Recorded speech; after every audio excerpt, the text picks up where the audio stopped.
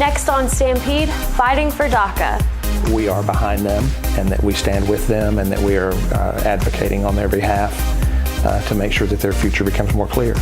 The group of colleges Milligan is a part of sends a letter to President Trump asking him not to end the program protecting those brought to the U.S. illegally as children. Plus, web at capacity. Some students are moved into married student housing as administration makes plans for future growth. And next year's Thanksgiving break will be 1 day shorter. Details are next. Coming up in sports, meet the student who's won her first golf tournament. And later, we'll take a look at the computer one student has built for physics research. These stories and more are coming up next. StampedeTV begins now.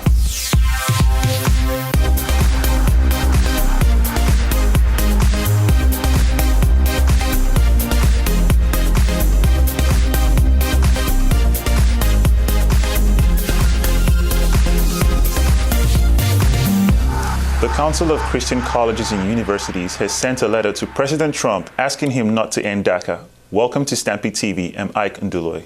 And I'm Carissa Lamero. The DACA program protects people brought to the U.S. as children from deportation. StampedeTV's Caleb Perney joins us now with more. Ike and Carissa, this is the letter the council sent to President Trump outlining why it wanted to keep the DACA program. DACA was enacted in 2012 by former President Barack Obama to provide a way for people brought into the U.S. illegally as children, a way to apply for temporary protection from deportation. That was after immigration reform failed in Congress. The council's two-page letter to the president underlines this sentence: "We urge you to extend the DACA program." 1 week later, the end of DACA was announced.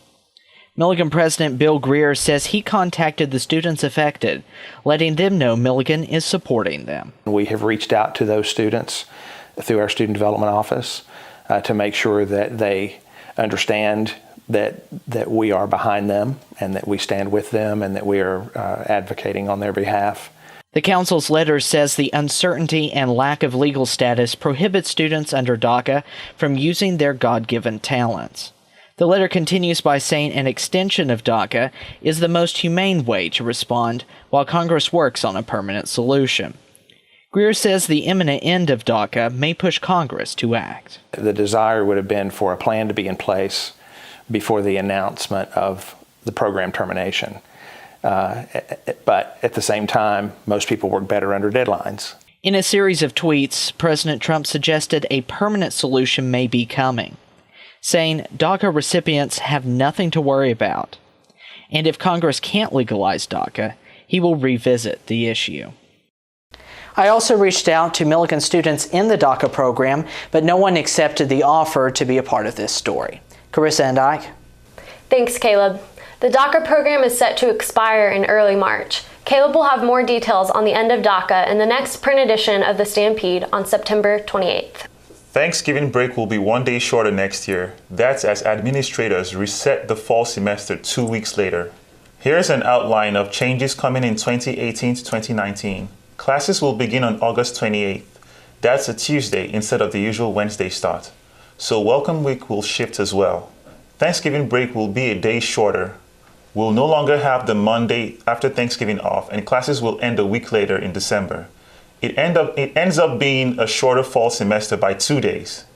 No changes are planned for the spring. The registrar's office tells us the changes will better align Milligan's calendar with other nearby colleges. The nearby Hopwood Christian Church now has a new steeple as renovations continue. Dozens of Milligan faculty, students, and Hopwood attendees gathered for the raising of the steeple. Hopwood minister Tim Ross led a brief prayer and dedication of the steeple. Construction began in May, just after Milligan's graduation ceremonies. The total cost of the expansion will be about $1.6 million. Ross says the expansion was necessary for accessibility and expanded worship space. So we're joining this building with our sanctuary building and adding a bit of space onto the end of the sanctuary, adding a great gathering space, elevator, bathrooms, and then basically doubling our fellowship hall space downstairs. Renovations will continue throughout the semester. The expansion is expected to be completed in early December. Campus security guards will now be working during the daytime on weekends. The new hours are meant to be helpful for students who need someone to contact. Campus life is typically quieter on the weekends, with offices closed and other staff not available. Campus security staff say they're always looking for ways to improve security on campus. Brent Nipper, Director of Property and Risk Management, says adding daytime hours to weekend felt like a natural extension of campus security. So just kind of gives a little bit of a safety blanket, I guess you might say, of somebody to be here just in case something were to come up. Don't really expect anything, but it's always good to be prepared just in case. The security guards will now be on campus from 7:30 to 5:30 on the weekend. They hope to eventually provide 24/7 coverage. When the school year began, there were more people signed up to move into Webb Hall than the dorm could even hold. Now some students are moved into married student housing. StampedeTV's Mitchell Hancock tells us how administration plans to accommodate future growth. This summer, ResLife directors discovered that Webb Hall would most likely be over capacity for the fall 2017 semester. More students were planning to live in Webb than spots were available to them. Enrollment is a constantly fluctuating thing. Like we always have people in the summer making the decision to come to Milligan. And we always have people in the summer that make the decision at the last minute not to return to Milligan. Though it would not be known for sure until the beginning of the semester, Heather Jackson, along with the other ResLife directors, came up with a plan. They decided to move some returning students to married student apartments in order to make more room for freshmen in Webb. Tunde, a Milligan sophomore on the soccer team, was one of the students moved to MSA. Heather Jackson, she called Taz and said there are a couple people, like there's a lot of space in the MSA, so we decided to move in, and it's way cheaper than Webb, so it's a good deal for us. This situation seems to have worked out for Tunde, as he enjoys the privacy that MSA has to offer. You know, you come back from class tired and you can just go to your room and just sleep, and you don't have the boys running around and trying to distract you from reading and, you know, all just guy stuff. But just being there with your friends, just my roommate, quiet, you know, have your own perfect time to study, just your own me time. That's the only reason I like here in MSA. This has been Mitchell Hancock for StampedeTV. This is the first time Milligan has had too many people signed up to move into a dorm.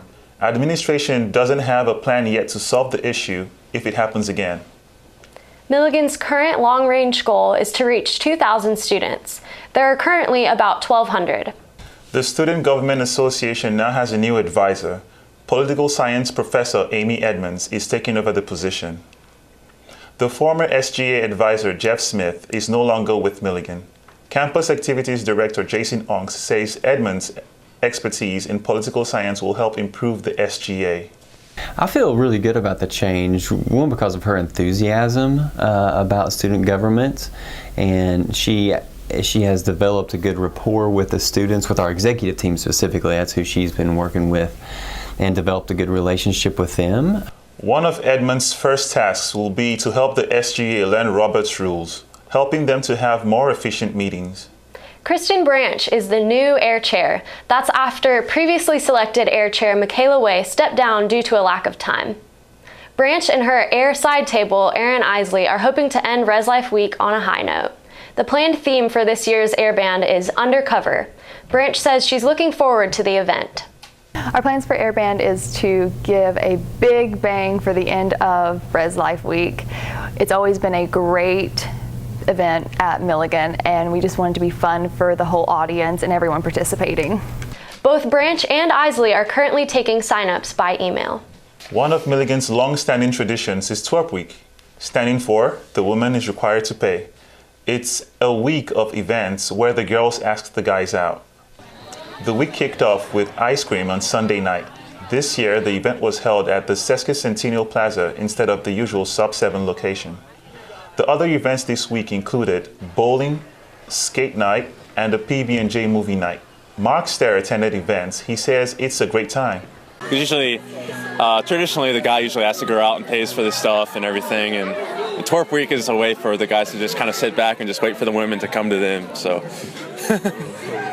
The week concludes with tonight's Sadie Hawkins dance. The Social Work Club is hosting an event on suicide prevention. Cicely Alvis of Frontier Health will be providing training in what they're calling Question, Persuade, Refer. The event is set for October 10th at 6:30 p.m. It involves a special certification and space is limited. Contact JD McDonald by October 1st to sign up. After the break, Mitchell Hancock will sit down with SGA President Gabe Logan to learn how you can help victims of Hurricane Harvey. And later, see the computer students have built to help their physics research. More Stampede after this.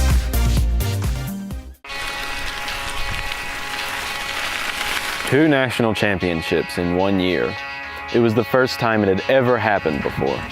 It was kind of one of those surreal moments, like at the time you don't really realize, the magnitude of what you've done.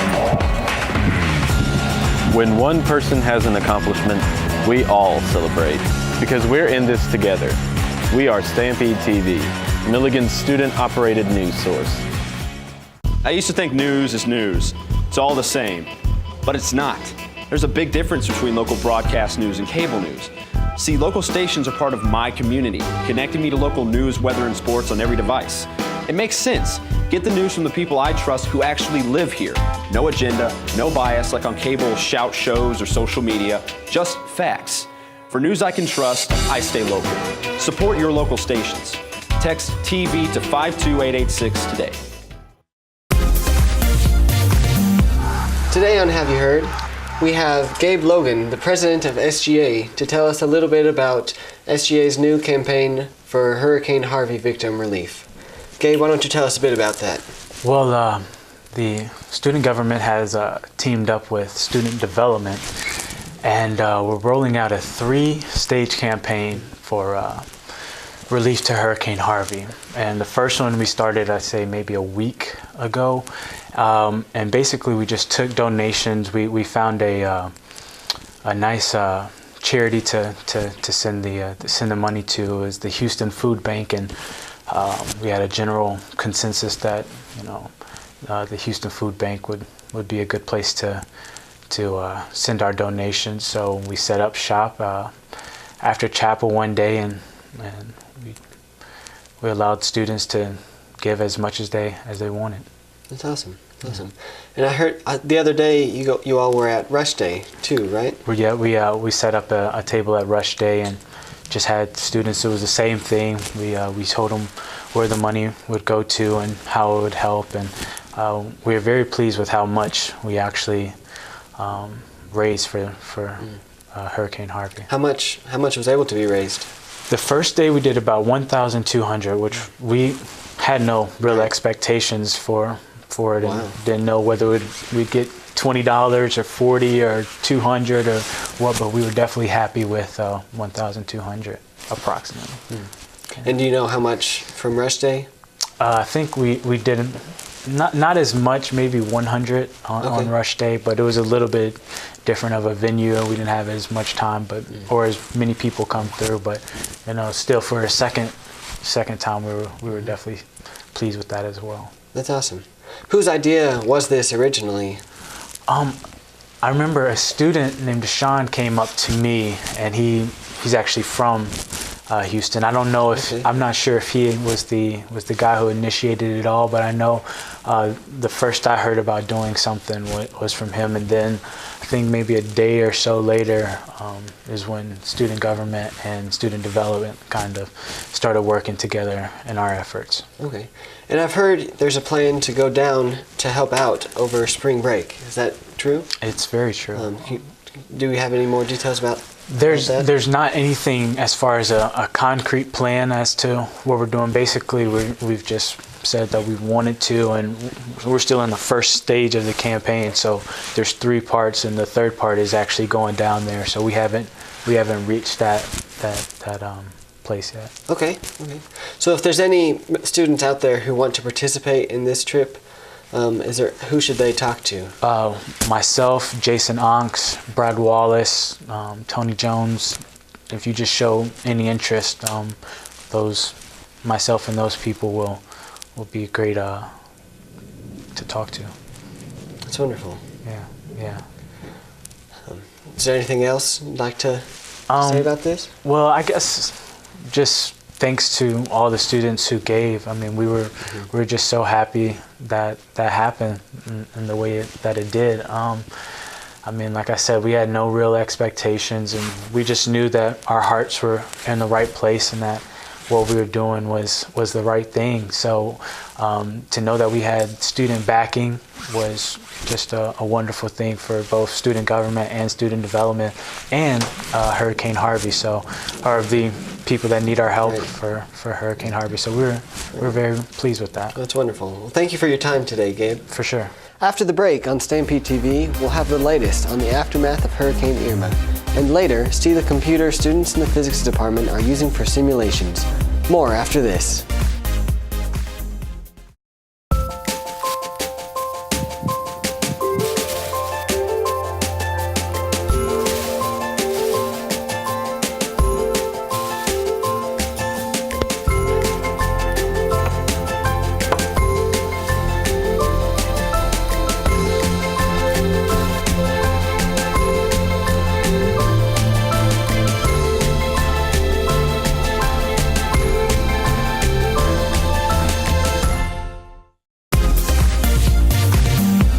Millions are still without power after Hurricane Irma. And with temperatures on the rise, officials are urging people to do welfare checks on the elderly after at least 8 people died in a nursing home.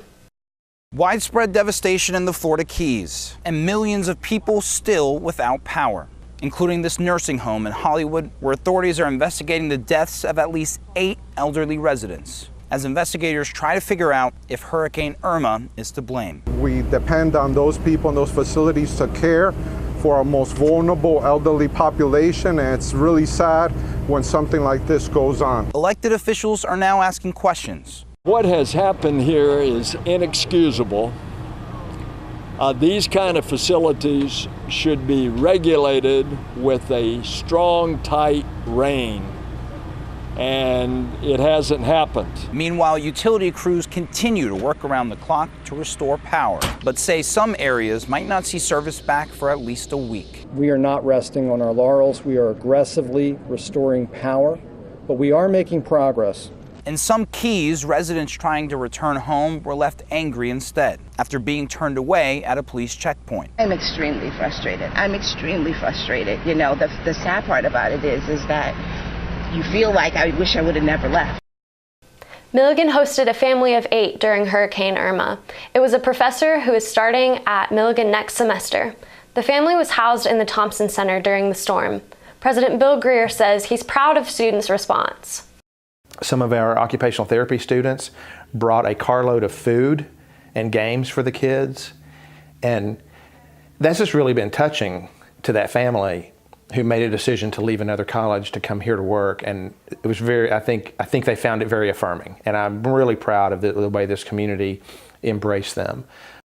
New U.S. sanctions on North Korea are cutting the country's oil supply by 1/3, but North Koreans don't seem worried. It's tough to find a traffic light in Pyongyang. Traffic cops direct the flow of cars. The streets noticeably busier each time I come here. Busier, at least for now.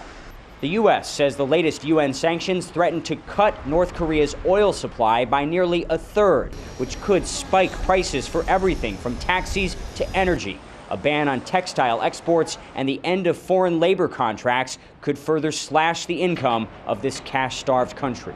But if you ask Ri Hae-hyung, she's not worried. Her refreshment stand has a steady flow of customers. She says life is improving, despite round after round of increasingly heavy sanctions.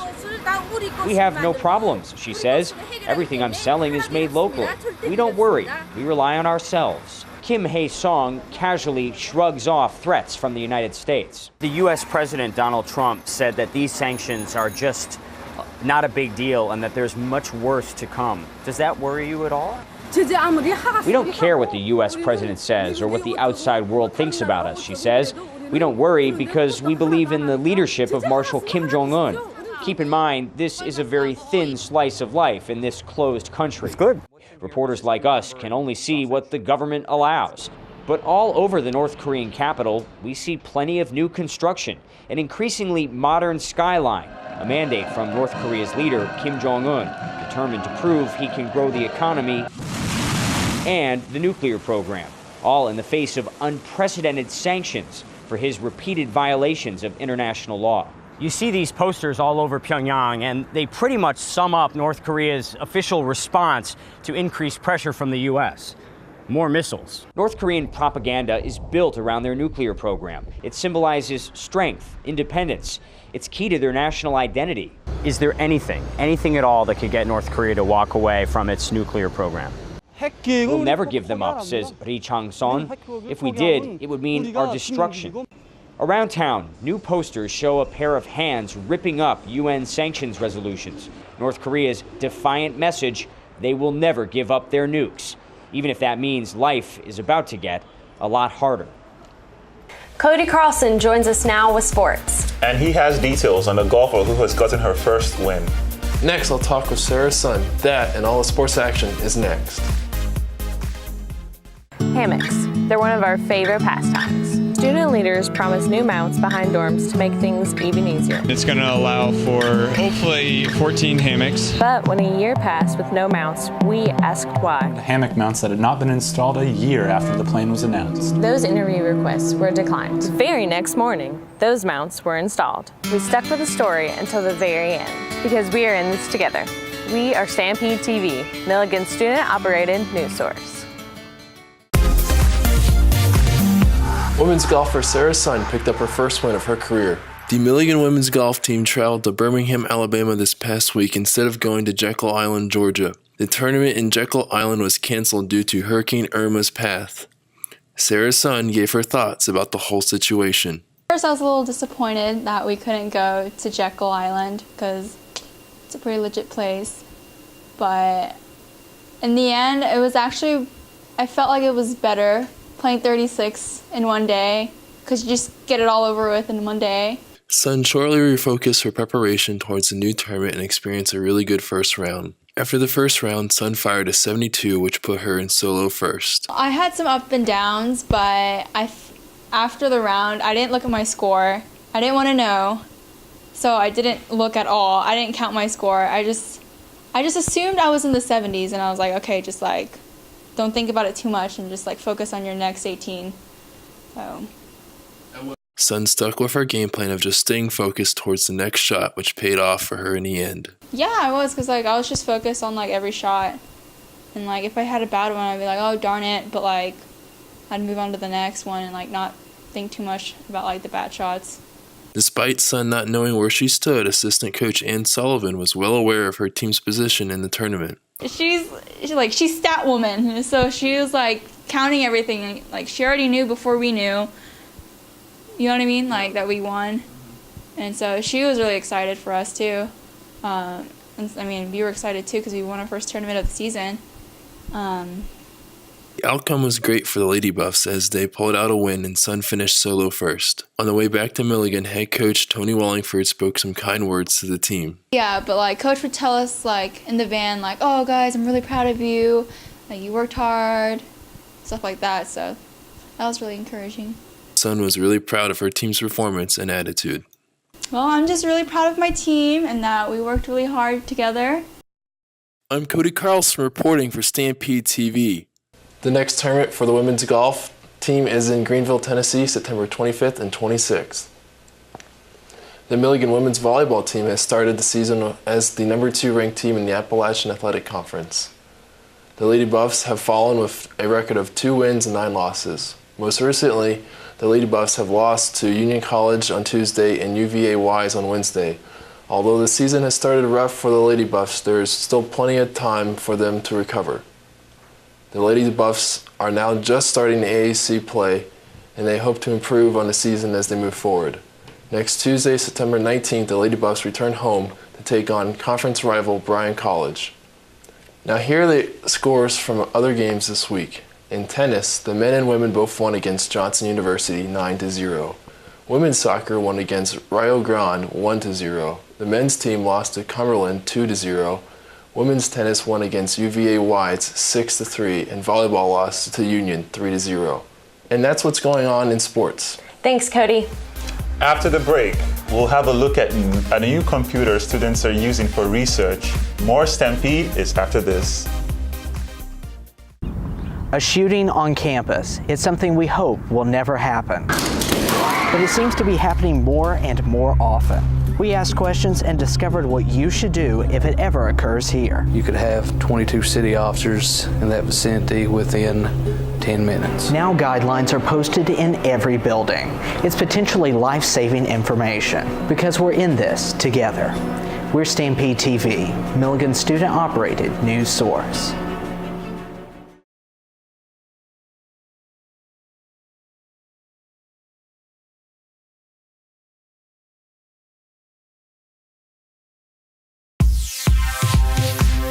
You're watching I Can Do Away and Carissa Lamero, Cody Carlson with sports, and the rest of the Stampede TV team. Dance enthusiasts on campus will be excited to learn of a new club dedicated to lovers of contra dancing.